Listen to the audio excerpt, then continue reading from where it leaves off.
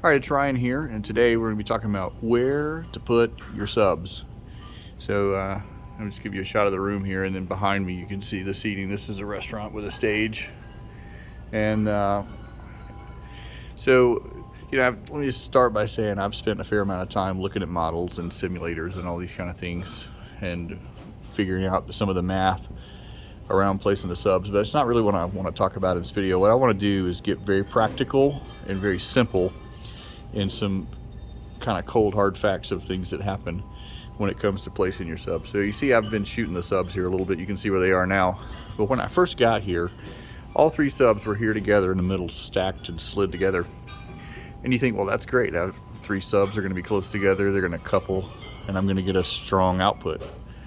And yeah, that is great. Except what I found is that with the three subs together, they became long enough to start acting like a line array on its side. And so we ended up with not as much low end on either side of the dance floor here. And also we ended up with a couple of hot spots in the room where that narrowed kind of base hit the wall and then reflected in, and it made two really strong hot spots and then some dead area.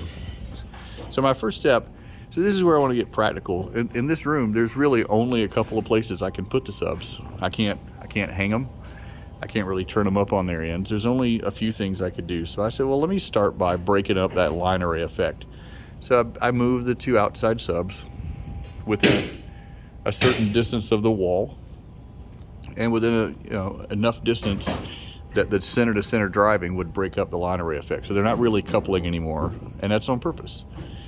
So obviously when you do that, when you have a left and a right sub, you're going to see the power alley kind of show up in the middle, which in this room is actually fine because a lot of people who come to this venue want to sit in the middle at their table, have their dinner, and enjoy the band.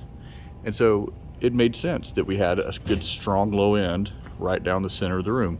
And also if you look, there's tables on the side of the room, so we also kind of get a nice strong low end where the sub base bounces off the wall there and back into the room. So it actually made sense to start there by just moving the outside subs. So then I had the third sub left over, and I thought, well, let me just turn it back on and start adjusting the delay time until the sub started to fill in the holes in the room. And I ended up at about 5 milliseconds delay. And you think, well, okay, so now you're smearing the sound. But the truth is, at the frequencies between 30 and 75, which is where these subs are crossed over, you're never going to notice that smear the same way you would in the high frequencies because the human ear just doesn't detect it. So what ended up happening was, by delaying that and just working with it a step at a time until I felt like the room had filled in the holes, then the center sub became the fill-in for the rest of with the other two. So the other two gave me the power alley down the middle, and then the third sub in the center was delayed until it filled in the rest of the room. And that's how I did it. So it's very practical.